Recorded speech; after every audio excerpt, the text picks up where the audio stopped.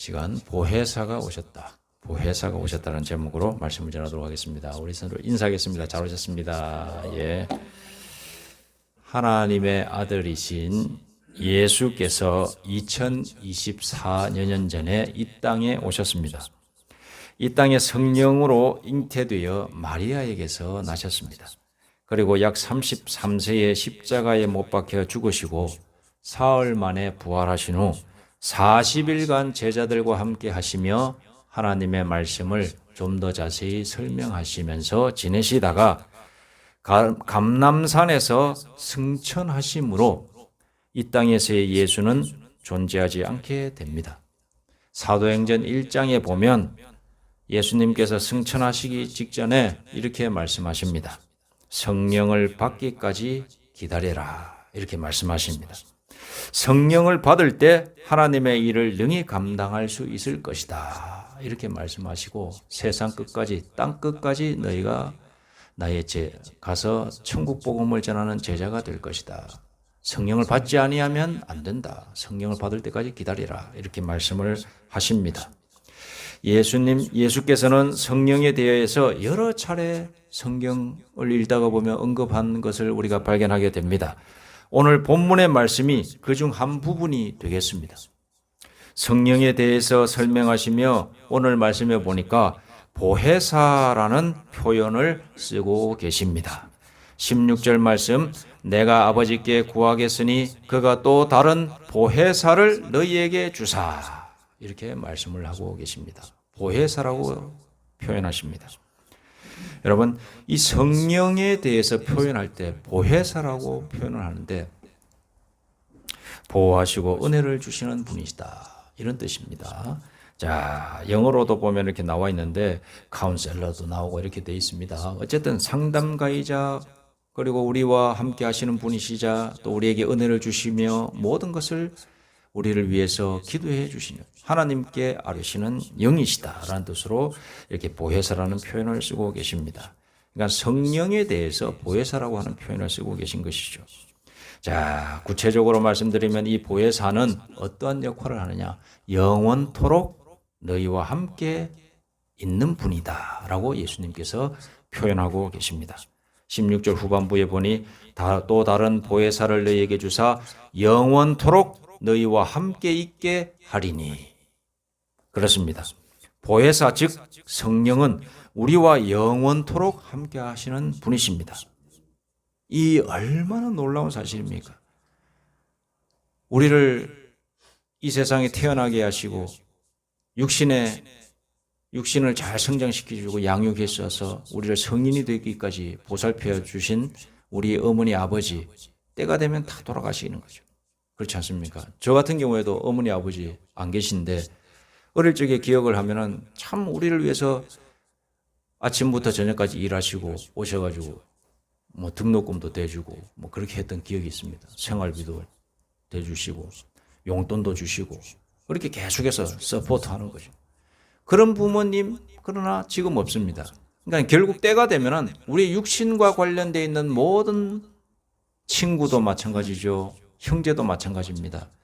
뭐 좋은 스승 다 마찬가지입니다. 결국에는 다 떠나게 되어 있습니다. 그러나 오늘 말씀에 보니까 성령님이 계신데 이 성령님은 믿는 자와 영원토록 함께 하시는 분이시다. 심지어는 이 성령 하나님은 영원이라고 하는 말에 우리가 집중을 해야 되는데 이거는 이 땅에서뿐만 아니라 진짜로 죽음 이후까지 계속을 의미하는 겁니다. 영원이라고 하는 거는. 우리가 이 세상에 살아있을 때만 우리 성령님이 우리와 함께 하시는 것이 아니라 우리가 죽음이라고 하는 그 어두운 그늘로 들어가는 그 순간까지도 성령님은 우리와 함께 하시고 우리의 생명, 육신의 생명의 숨이 멎는 그 순간도 우리의 손을 잡고 우리와 우리 속에서 같이 함께 하시는 분이 바로 성령님이시라는 사실을 여러분 믿으시기 바랍니다. 우리와 영원토록 함께 하시는 분이십니다. 두 번째로 예수님께서는 진리의 영이다라고 이렇게 표현하고 계십니다. 17절 전반부에 보니 그는 진리의 영이라 이렇게 기록하고 있습니다. 진리는 이 국어학적으로 사전적 의미로 보면 변화가 없으며 영원히 온전하고 완전하다. 이것이 바로 진리라는 뜻이랍니다. 근데 신학적으로 진리라고 말을 할 때는 하나님의 말씀을 말합니다. 하나님의 말씀. 하나님의 말씀은 영원하죠. 온전합니다. 완전합니다. 변화가 없으십니다. 그러니까 일맥 약간 비슷한 면이 있습니다. 구구학적인 의미와 신학적인 의미가 비슷한데 그건 좀 더 구체적으로 우리 신학적으로는 진리라고 할 때는 하나님의 말씀을 의미하는 겁니다. 진리의 영이다라고 하는 하나님의 말씀의 영이다. 이 뜻으로 우리가 이해가 될 수가 있습니다. 나아가 하나님의 영, 구약에서 하나님의 영을 뭐라고 표현했냐면은 루아흐라고 이렇게 표현하고 있습니다. 루아흐는 뭐냐? 히브리어인데 구약에 이제 글로 쓰여진 게 이제 히브리어거든요. 이 루아흐는 하나님의 또 다른 의미가 하나님의 숨을 의미합니다. 이게 루아흐, 하나님의 숨, 하나님의 호흡, 하나님의 입김, 이것을 말합니다. 나아가서 이 숨과 호흡은 생명과 직결되어 있습니다. 즉 하나님의 생명이 숨을 통해서 나오는 거예요. 그래서 아담과 하와를 짓고 나서 아담을 지었을 때에 하나님께서 그 숨을 불어 넣으신지라 하거든요. 그러므로 그가 생명이 되었다. 흙으로 빚어진 아담이 하나님의 숨이 후 하고 들어가는 순간 그가 참 생명, 즉 인간, 살아있는 존재가 되었다라고 이야기하거든요. 그러니까 하나님의 숨은 생명을 의미하는 것입니다. 하나님의 숨결, 하나님의 호흡, 하나님의 생명을 의미하기도 한다. 이 말입니다. 성령이 바로 이런 힘이 있다는 겁니다. 성령님은 하나님의 생명이다. 그런데 이 하나님의 영이신 성령은 이 세상 속에서 차별적으로 나타난다라고 예수님께서 오늘 말씀하고 계십니다. 17절 후반부에 보니 이렇게 뒷부분에 보니 이렇게 되어 있습니다. 그는 진리의 영이라 세상은 능히 그를 받지 못하나니 이는 그를 보지도 못하고 알지도 못함이라. 이렇게 되어 있습니다. 자, 세상에 대해서 이야기합니다. 세상은 성령을, 하나님의 영을 보지도 못하고 알지도 못한다. 먼저 이렇게 이야기하시고 뒷부분에 그러나 너희는 이렇게 또 말씀하십니다. 너희는 성령을 안다. 그를 안다. 그는 너희와 함께 거하신다. 너희 속에 계신다. 이렇게 말을 하고 있습니다.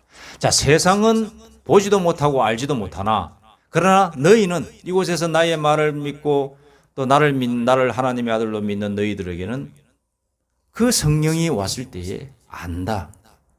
그리고 그 속에 너희가 있고 너희도 그 속에 있는 것을 경험하게 될 것이다. 이렇게 예수님께서 말씀하십니다. 놀라운 말씀입니다. 우리가 다 교회 다니면서 참 안타까운 것은 뭐냐?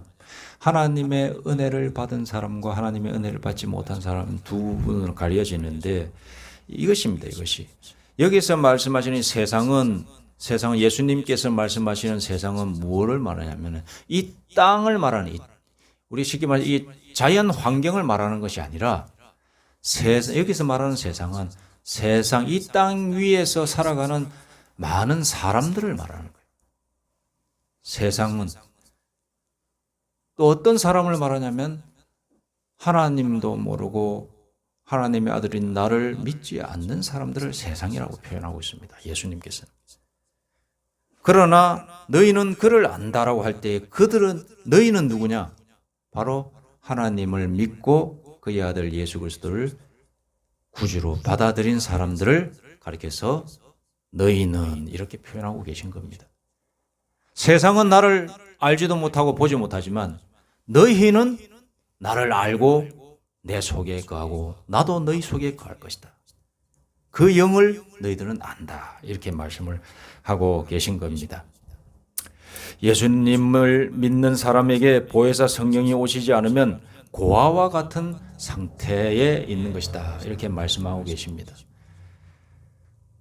우리가 예수를 다 믿고 교회를 다니지만은 성령을 받지 않으면 그야말로 우리는 영적으로 고아와 같은 상태가 되는 것입니다. 그래서 예수님께서는 오늘 말씀에도 보니까 18절에 내가 너희를 고아와 같이 버려두지 아니하고 너희에게 오리라. 이렇게 말씀하고 계십니다. 이것은 무슨 말씀인가? 예수님께서 감람산에서 승천하시면서 아직 성령을 그 사람들이 육신적 예수를 보고 믿고는 있지만 그가 하나님의 아들인 것을 믿지만은 아직 성령을 받지는 못한 상태. 그래서 그 상태가 어떤 상태냐? 고아와도 같은 상태라고 이렇게 표현하고 계신 겁니다. 우리가 고아가 되면 어떻습니까? 고아가 되면 어떻습니까? 정말로 세상에 의지할 것이 없죠. 어릴 적에 고아라고 표현할 때는 성인 이전의 아이들이 부모가 없을 때의 고아라고 표현하는 거거든요. 성인이 되기까지 여러 가지 많은 것들을 제공받아야 되는데 그것을 제공받지 못하고 있는 결핍의 상태에 놓여 있는 상태의 미성년의 아이들을 고아라고 이렇게 표현하는데 그런 상태에 있을 때 어떻습니까? 먹고 싶은 것, 물론 부모가 있어도 못 먹을 수도 있겠지만은 그래도 대체적으로 다 먹죠. 그러니까 이런 육신적인 양식의 필요를 다 체험받고 또 쉽게 말해서 의식주가 다 이렇게 어느 정도 보장이 되고 부모에 의해서 이렇게 보장받는 것 아니겠습니까? 그런데 고아인 상태가 되면은 그런 것이 결핍된다. 그래서 충족되지 못하고 안타까운 상태가 연속이 되어서 그것이 나중 성장해서도 결핍 상태가 계속해서 이어지고 많은 안타까운 상태가 된다. 그것이 바로 이 고아의 참 아픔이다. 이렇게 예수님께서는 그런 의도에서 이야기하셨는데 그와 같은 고아와도 같은 상태로 내버려 두지 않겠다. 예수님께서 믿는 자들에게 말씀하시면서 왜냐? 나는 지금 가지만은 내가 가면 성령 하나님께서 너희의 마음속에 너희 속에 들어오시어서 너희의 영적인 부모가 될 것이다. 이렇게 말씀을 하고 계시기 때문에 그렇습니다. 보혜사 성령은 예수 믿는 사람에게 있어서 부모와도 같은 역할을 합니다. 여러분, 부모의 역할은 양육의 의미가 있죠. 성인이 되기까지 1차적으로는 육체적으로 보호하고 성장시키는 역할을 감당하고 다음으로는 정신적으로 성숙하도록 예절과 사회 규범을 교육하고 인지시키는 역할을 감당하고 마지막으로 사랑과 같은 무형의 정신적 유산을 전수하고 깨닫게 하는 역할을 하는 것이 이것이 부모의 역할입니다. 보혜사 성령이 우리 부모의 영적인 부모의 역할을 한다고 하는 말은 어린아이 같은 우리의 믿음은 성령의 인도하심으로 보호를 받게 되고 그리고 성장을 하게 된다는 거죠. 그리고 믿음이 강해져서 성숙한 그리스도인의 생활 양식과 하나님 나라에서의 일꾼으로서의 역할이 무엇인지 깨닫게 하신다라는 것이고 또한 성령은 하나님께서 우리에게 향한 사랑이 어떠한지 깨닫게 하시고 느끼게 하신다. 그리고 나아가 그리스도인으로 세상을 향하여 어떤 삶을 살아가야 하는지 가르치시는 분이시다라는 겁니다. 그래서 우리 예수님께서 너희를 고아처럼 내버려 두지 않을 것이다. 대신에 성령을 보내줄 것이다. 이렇게 말씀하고 계십니다. 예수님께서 그 뒷부분에 보니까 다시 한번 이야기하고 있습니다. 고아와도 같이 너희를 내버려 두지 않을 것이다. 고아와도 같이 내버려 두면은 너희는 생명력을 잃고 결국 죽을 수밖에 없는 존재가 되기 때문이다. 이렇게 말씀을 하고 계십니다.